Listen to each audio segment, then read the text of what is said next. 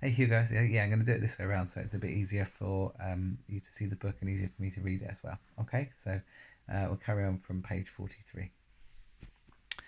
So, the parrot in the chimney affair quite definitely cooled both parents down a lot, and for over a week, chapter's called arithmetic, which means like maths things. They were comparatively civil to their small daughter, but alas, this couldn't last. The next flare-up came one evening in the sitting room. Mr. Wormwood had just returned from work. Matilda and her brother were sitting quietly on the sofa, waiting for their mother to bring in the TV dinners on a tray. The television had not yet been switched on. In came Mr. Wormwood in a loud check suit and a yellow tie. The appalling broad orange and green check of the jacket and the trousers almost blinded the onlooker. He looked like a low-grade bookmaker dressed up for his daughter's wedding, and he was clearly very pleased with himself this evening. He sat down in an armchair and rubbed his hands together and addressed his son in a loud voice. "Well, my boy," he said, "your father's had a most successful day. He is a lot richer tonight than he was in the morning. He has sold no less than 5 cars, each one at a tidy profit. Sawdust in the gearboxes, the electric drill on the speedometer cables, a splash of paint here and there, and a few other clever little tricks, and the idiots were all falling over themselves to buy." He fished a bit of paper from his pocket and studied it. "Listen, boy," he said, addressing the son and ignoring Matilda. "Seeing as you'll be going into the business with me one day, you've got to know how to add up the profits you make at the end of each day. Go and get yourself a pad and pencil and let's see how clever you are." The son obediently left the room and returned with the writing materials. "Write down these figures," the father said, reading from his bit of paper. Car number one was bought by me for £278 and sold for 1,425. Got that?" The 10-year-old boy wrote the 2 separate amounts down slowly and carefully. "Car number 2, the father went on, cost me £118 and sold for 760. Got it?" "Yes, Dad," the son said. "I've got that."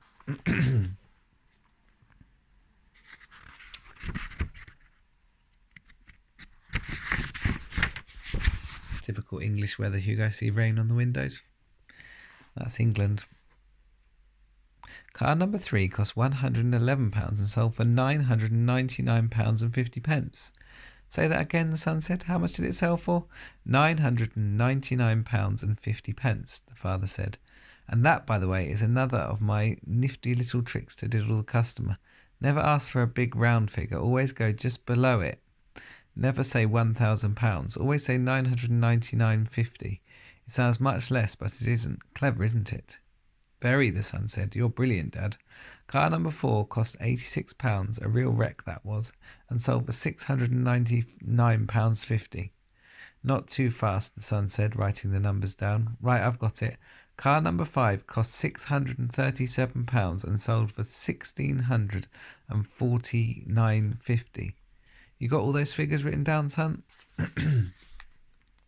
"Yes, Daddy," the boy said, crouching over his pad and carefully writing.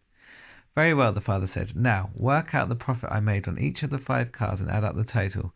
Then you'll be able to tell me how much money your brilliant father made altogether today." "That's a lot of sums," the boy said. "Of course it is a lot of sums," the father answered. "But when you're in big business like I am, you've got to be at hot stuff at arithmetic. I practically got a computer inside my head. It took me less than 10 minutes to work the whole thing out." "You mean you did it in your head, Dad?" the son asked, goggling. "Well, not exactly," the father said. "Nobody could do that, but it didn't take me long. When you're finished, tell me what you think my profit was for the day. I've got the final total written down here, and I'll tell you if you're right." Matilda said quietly, "Dad, you made exactly £4,303.50 altogether." "Don't butt in," the father said. "Your brother and I are busy with high finance." "But, Dad..."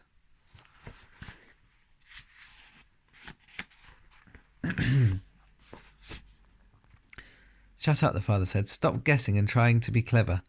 "Look at your answer, Dad," Matilda said gently. if you've done it right, it ought to be £4,303.50. Is that what you've got, Dad? The father glanced down at the paper in his hand. He seemed to stiffen. He became very quiet. There was a silence. Then he said, "Say that again." £4,303.50, Matilda said. There was another silence. The father's face was beginning to go dark red. "I'm sure it's right," Matilda said. You little cheat," the father suddenly shouted, pointing at her with the finger. "You looked at my bit of paper. You read it off from what I've got written here." "Daddy, I'm on the other side of the room," Matilda said. "How could I possibly see it?" "Don't give me that rubbish," the father shouted. "Of course you looked. You must have looked. No one in the world could give the right answer just like that, especially a girl.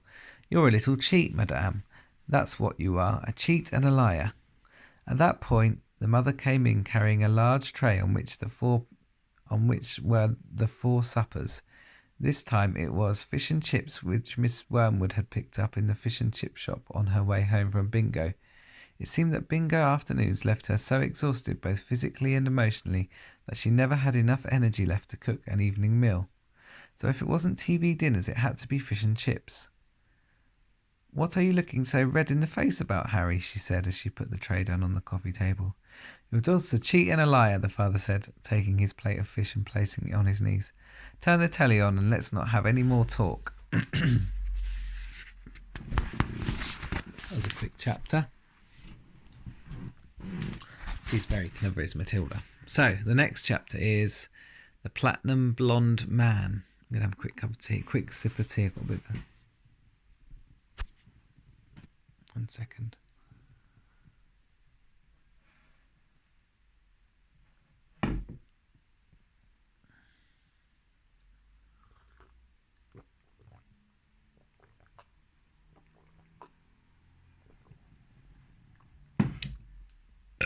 Excuse me. So, The Platinum Blonde Man.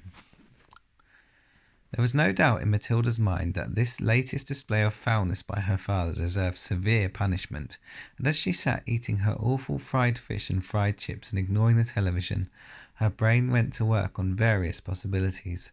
By the time she went up to bed, her mind was made up. The next morning she got up early and went into the bathroom and locked the door. As we already know, Mrs. Wormwood's hair was a brilliant platinum blonde, very much the same glistening silvery colour as the female tightrope walker's tights in the circus.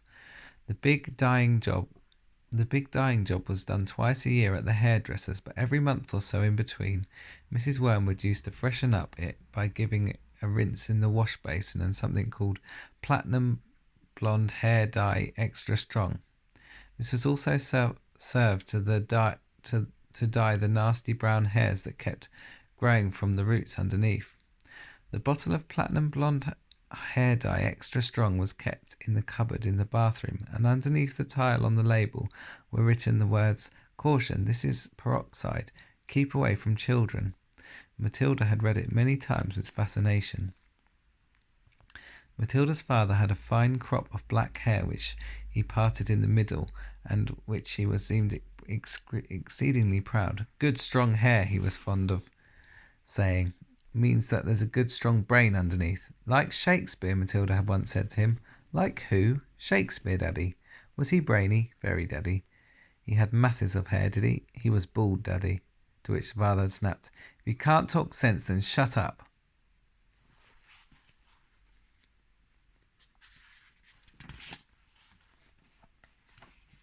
Anyways, Mr. Wormwood kept his hair looking bright and strong, or so he thought, by rubbing into it every morning large quantities of a lotion called Oil of Violets Hair Tonic. A bottle of this smelly purple mixture was always stood on the shelf above the sink in the bathroom alongside all the toothbrushes, and a very vigorous scalp massage with oil of violets took place daily after shaving was completed. The hair and scalp massage was always accompanied by loud masculine grunts and heavy breathing and gasps of, "Ah, that's better, that's the stuff." Rub it right in to the roots, which could be clearly heard by Matilda in the bedroom across the corridor. Now, in the early morning privacy of the bathroom, Matilda unscrewed the cap of her father's oil of violets and tipped 3/4 of the contents down the drain. Then she filled the bottle up with her mother's platinum blonde hair dye extra strong. She carefully left enough of her father's original hair tonic in the bottle so that when she gave it a good shake, the whole thing still looked reasonably purple. She then replaced the bottle on the shelf above the sink, taking care to put her mother's bottle back in the cupboard. So far, so good. At breakfast time, Matilda sat quietly at the dining room table eating her cornflakes. Her brother sat up opposite her with his back to the door, devouring hunks of bread smothered with a mixture of peanut butter and strawberry jam. The mother was just out of sight around the corner in the kitchen making Mr. Wormwood's breakfast, which always had to be 2 fried eggs on fried bread and 3 pork sausages and 3 strips of bacon and some fried tomatoes. At this point, Mr. Wormwood came noisily into the room. He was incapable of entering any room quietly, especially at breakfast time. He always had to make his appearance felt immediately by creating a lot of noise and clatter. One could almost hear him saying, "It's me! Here I come, the great man himself, the master of the house, the wage earner, the one who makes it possible for all the rest of you to live so well. Notice me and pay your respects." On this occasion he strode in and slapped his son on the back and shouted, "Well, my boy, your father feels he's in for another great money-making day today at the garage. I've got a few little beauties I'm going to flog to the idiots this morning. Where's my breakfast?" "It's coming, Treasure," Mrs. Wormwood called from the kitchen. Matilda kept her face bent low over her cornflakes. She didn't dare look up. In the first place, she wasn't at all sure what she was going to see, and secondly, if she did, she thought she was going to see. If she did see what she thought she was going to see, she wouldn't trust herself to keep a straight face. The sun was looking directly ahead out of the window, stuffing himself with bread and peanut butter and strawberry jam. The father was just moving round to sit at the head of the table when the mother came sweeping out from the kitchen, carrying a huge plate piled high with eggs and sausages and bacon and tomatoes. She looked up. She caught sight of her husband. She stopped dead. Then she let out a scream and seemed to lift her right up into the air, and she dropped the plate with a crash and a splash on the floor. Everyone jumped, including Mr. Wormwood. "What the heck was the matter with you, woman?" he shouted. "Look at the mess you've made on the carpet." "Your hair," the mother was shrieking, pointing a quivering finger at her husband. "Look at your hair. What have you done to your hair?" "What's wrong with my hair, for heaven's sake?" he said. "Oh my God, Dad, what have you done to your hair?" the son shouted. A splendid noisy scene was building up nicely in the breakfast room.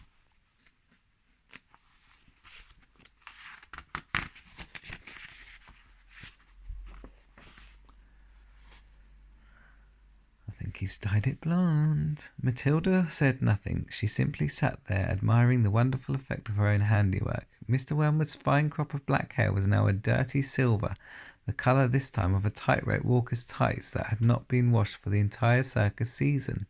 You've dyed it!" shrieked the mother.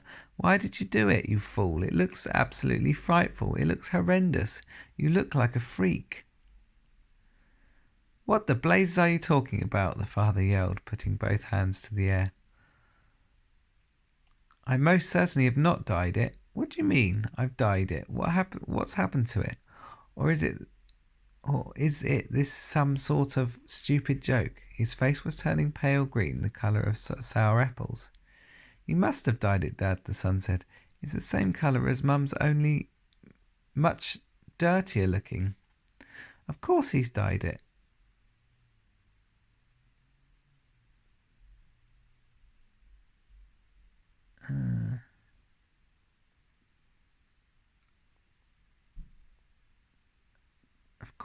Of course he's dyed it," the mother cried. "It can't change colour all by itself. What on earth were you trying to do? Make yourself look handsome or something? You look like someone's grandmother gone wrong."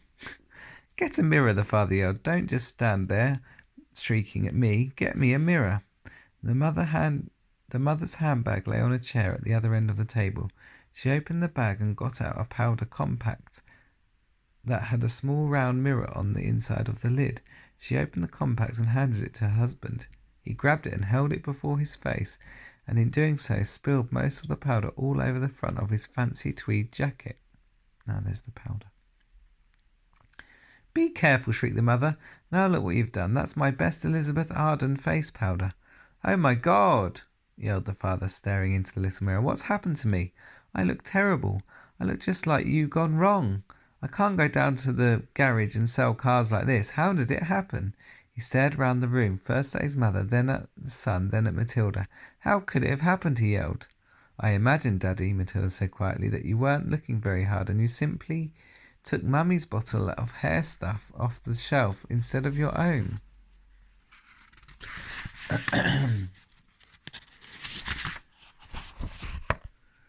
Of course that's what happened, the mother cried. Well, really, Harry, how stupid can you get? Why didn't you read the label before you started splashing the stuff all over you? Mine's terribly strong. I'm only meant to use 1 tablespoon of it in a whole basin of water, and you've gone and put it all over your head. Neat. Oh yeah, you've put it all over your head neat. It'll probably take all your hair off in the end. Is your scalp beginning to burn, dear? You mean I'm going to lose all my hair? The husband yelled. I think you will, the mother said. Hold on 1 second.